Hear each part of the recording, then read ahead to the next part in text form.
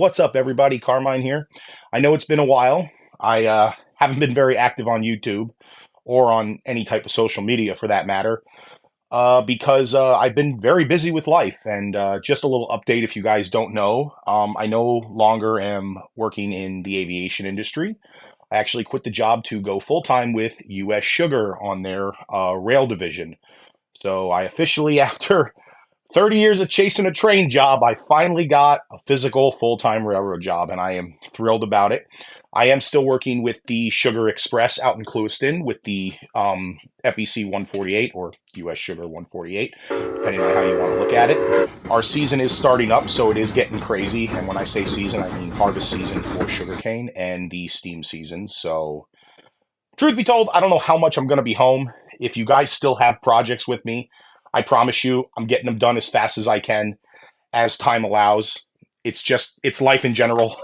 It's busy all the time. But I promise you, I am getting them done and I am getting them out. I did want to take a few minutes and do a video, not only to kind of update you guys to let you know that I'm still here and I'm still alive, but I did want to cover something in a video real quick that I think people in the O gauge realm have heard the rumors of it and if it exists or what the deal is with it. But regardless, it came into my possession, and I kind of want to do a quick little video on the legends surrounding it to kind of maybe set the record straight for some of the information I've seen on forums and stuff. So without further ado, let's get into it. Alrighty, guys. This is what we're here to talk about today. And yeah, it looks like one of the normal Disney trains that I do for people. And in fact, this one is. This isn't really the engine. I have the engine. I haven't shown it yet. But I did want to tell you guys that where this whole story starts is in 2013. Technically before that, but when us as the general public found out about it, it was 2013. 2013, MTH Trains released one of their catalogs. In their catalog was this beautiful red MTH Rail King 460 10-wheeler, labeled for Great American Circus. Or if you were part of the MTH Railroader Club, you could get it in two other schemes, which were the Presidential Series. There was number 16, President Lincoln, and number 1, President Washington. Now, all three of these locomotives, if you're going to notice, they are all exactly the same. The only thing that changes on them is the decaling on the tender, or the paint on the tender, and the numbers. But if you looked really close, or if you were a Disney fan in general, you'd be like, engine kind of looks kind of familiar, right? Right. Well, that's because this is modeled after Walt Disney World Railroad's number 1, the Walter E. Disney. And me being me, I picked that up right off the bat. I knew what it was. So I went to the guy that I work with at Ready to Roll Trains. Mike Wolf comes in there an awful lot. So we were all good friends with Mike Wolf. And I told my friend there, I said, I'm telling you, find out from Mike Wolf if he's doing a Disney model. Because this is the Walter E. Disney. And I was adamant about it. He said, okay, I'll find out for you. Week or two goes by. He talks to Mike. Indeed, the story was that these were going to be Walter E. Disney for the Walt Disney World Railroad. But Disney put the kibosh on it. Now, why did Disney put the kibosh on it? Well, there's a lot of different reasons. The main reason that I have been told and have heard was that there was some stuff going on with the factory overseas with child labor and different things like that. And Disney flat out said, nope, we're cutting the contract. We don't want to support anything like that. But realistically, Disney's a $1 trillion company. And I'm sure there are a lot of hoops you have to jump through as a manufacturer. And at the end of the day, by the time you jump through all those hoops, is the return of investment worth it? And that might have been the thing that MTH said, you know what, this isn't worth it in the long run. Because how many of these could you possibly sell? Well, now looking at it in the future where we are now, this would have been a crazy seller. Absolutely. Without a doubt.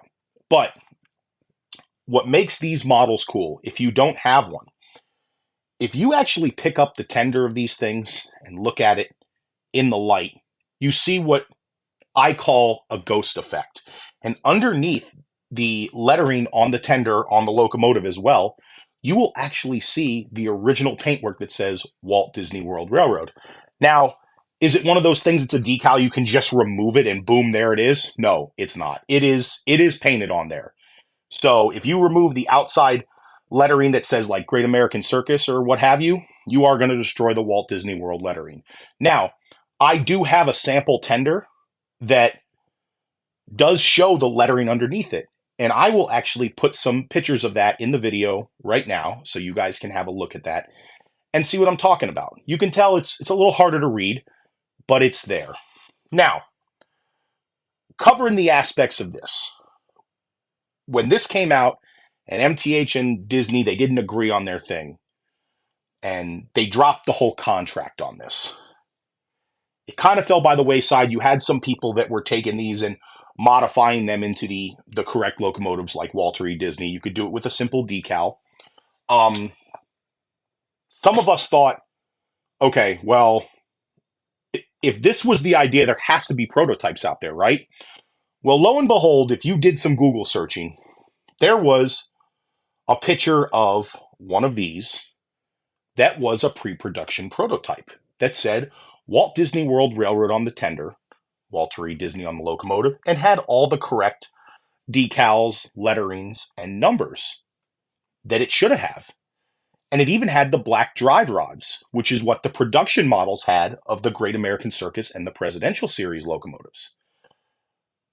But it was a Walt Disney World Railroad model. So that got people thinking, and they were all on the search for this model.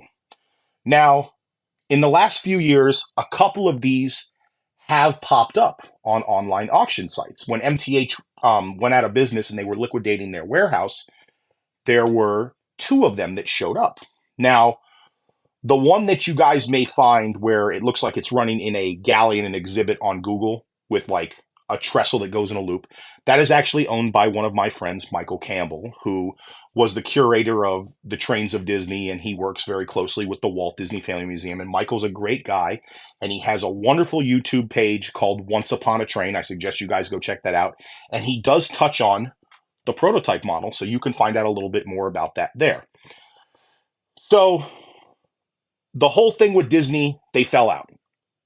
But obviously there were a couple of prototypes floating around. Well, I got one of the prototypes. And I didn't just get a prototype, I got the first prototype. And I'm going to pull that up now and show you guys it. And I'll go over a little bit of things and we'll compare and contrast this one to that prototype so you guys can kind of really see the differences. Well, guys, this is it. This is what we were here for. This is the MTH pre-production prototype of the Walt Disney World Railroad's number one, the Walter E. Disney. Right off the bat, you guys can probably tell the red is a much darker, more subdued red. A dead ringer for the prototype locomotive that is actually circling the park. You may not be able to see it here because we're a little bit far away, but I will zoom in. There are many things on this model that are different from the production models that came out as the Presidential Series and the Great American Circus Series. This has pinstriping on the counterweights. It has black running boards. You know, it has more detail and ornamental scroll work. It has more pinstriping. But you can also tell that this is a prototype because it lacks things.